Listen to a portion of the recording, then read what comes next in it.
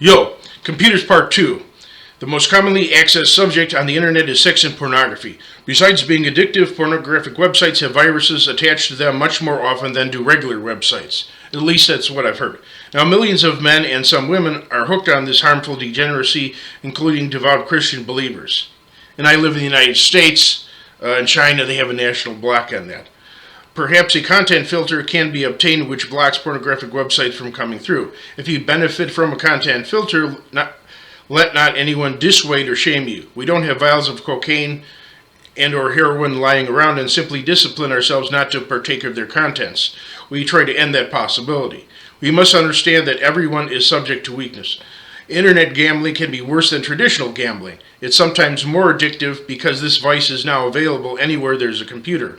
In regular casinos, others can't see your cards. But as for internet gambling, what's stopping the house from seeing your cards? If governments cared about morality, they'd censor internet gambling, make all gambling illegal, and punish its promoters. If a father gambles away his money, his family's lives are also wrecked.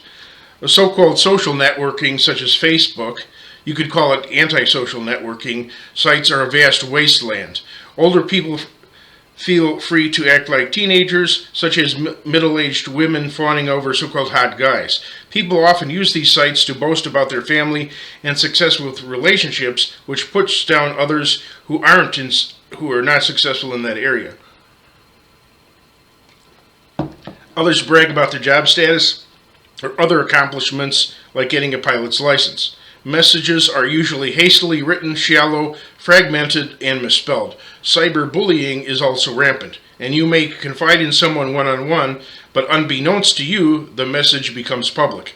You can waste your time collecting hundreds of quote-unquote friends on such sites, or use your free time interacting with people face-to-face. On rare occasions, long-lost friends and family members are reunited. However, for a small fee to a research company, they could have been reunited anyway. Besides, research companies are a much better source of finding out information than social networking sites. Though it's free to sign up for social networking sites, so-called, the owners are billionaires, so many people inadvertently pay one way or another. Influencing others on such networking sites seems untenable unless you're a business owner hawking a product or service. Also, email communication often replaces face-to-face or telephone communication. Since computers can be addictive, you can limit your computer usage by buying a Wi-Fi computer which must be used outside the home and cancel your home internet service. Landscaping. Historically, only the idle rich had lawns. Being able to afford large tracts of unused and worthless land was the equivalent of giving the middle finger to other classes, as the rich could buy whatever they wanted without using their own land to grow or produce it. Horticulture dramatically decreased since advanced farming techniques allowed a much smaller number of farmers to produce the previous amount at cheaper rates. Coupled with the invention of the lawnmower, lawns became a status symbol for the common people.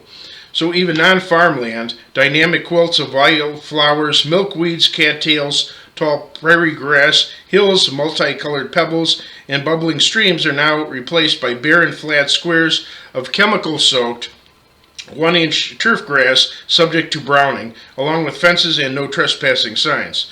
We have idolized our ability to control our environment and worship ourselves. Besides, advanced harvesting and animal husbandry techniques will be countermanded if we don't address overpopulation, which will eventually make food sources more expensive, not less. Modern lawn equipment is an abomination. Many people blast incredibly loud leaf blowers unnecessarily, walking in slow motion while blowing only 1 or 2 leaves instead of clearing piles.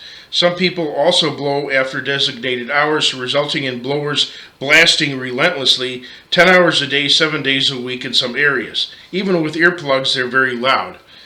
Their noise evades getting used to, since instead of a steady noise, they change pitch and are stopped and started. Imagine how loud it is for bird-sensitive eardrums or for those working second or third shifts who sleep in the daytime. Others may be reading or studying. Besides noise pollution, dirt is kicked up, which may offend allergy sufferers. Though leaf blowing may beat raking, gasoline-powered leaf blowers are unnecessary. They make two noises, the gasoline motor and the blower, which can be replaced by electric leaf blowers, which are less noisy since only the blower is heard. Driveways can be swept with 4-foot wide shop rooms, which can be ordered online. They're as efficient as leaf blowers regarding pavement clearing, eventually paying for themselves several times over since they last a lifetime and never use gasoline or electricity. Constructing a so-called leaf plow similar to a snow shovel but 3 times wider and twice as deep might also help clear leaves. Unnecessary use of phallic noise bazookas, chainsaws, excessive vacuuming, hammering, and such like call attention to oneself as if one is trumpeting like a god. Instead, the noise that should be made is a joyful noise unto the Lord. Besides, offending people is unchristian. In theologian C.S. Lewis's fanciful book, The Screwtape Letters, one demon writes to another that he despises both music and silence. He's thankful that hell is always extremely noisy, as noise is the audible expression of ruthlessness, which defends them from lovely thoughts by drowning them out. He also writes that the demonical is to develop ways to make earth just as noisy. Another reason that noise dominates is that people are distracting themselves from having to face life's ultimate questions and their own mortality. Environmental destruction. Besides killing unwanted bugs and weeds, pesticides also endanger the butterfly, ladybug, and other creatures of God put here to provide beauty and diversity in accordance with His plan. Insects perform vital functions such as removing debris from the ecosystem and are integral components of nature by digesting feces and breaking down dead plants and animals.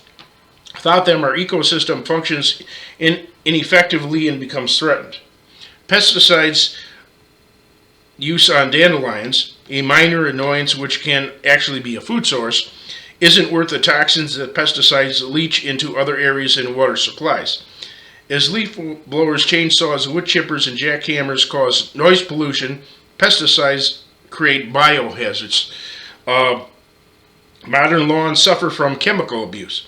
While prideful man constructs colossal temples to himself, millions of birds die annually from crashing into buildings, and millions are crippled or weakened. Clear glass is dangerous for birds, who often see only what is beyond the glass. Consequently, unsuspecting birds often fly straight into windows and glass doors at full speed. Coated reflective glass can also be a problem, since sometimes birds may see reflections of the surrounding area in the glass, not the glass itself. Home and building owners can sacrifice their view somewhat by attaching visible matter no more than 4 inches apart vertically and 2 inches apart horizontally. Numerous power plants among North America's Great Lakes kill millions of fish annually. They work by pulling in water which cools their equipment, but also pulling fish. Intense heat and pressure destroy the fish before they can escape. This destruction can be curtailed, such as by investing in cooling towers and implementing slower rates of water intake, allowing most fish to escape. Relocating plants offshore away from where fish congregate is another possibility. As for strip mining and butchering trees with chainsaws, this rape of the earth should not require a detailed explanation. Yet some promote the illogical view that nature is completely self-sufficient and that destroying nature is sanctioned by God. How long will we continue to allow God's earth to disintegrate as corporate America wallows in greed? Let's be Christ-like and not degrade God's green earth with our selfish, money-driven agendas, respecting the world but not being worldly. Stay tuned for part 3.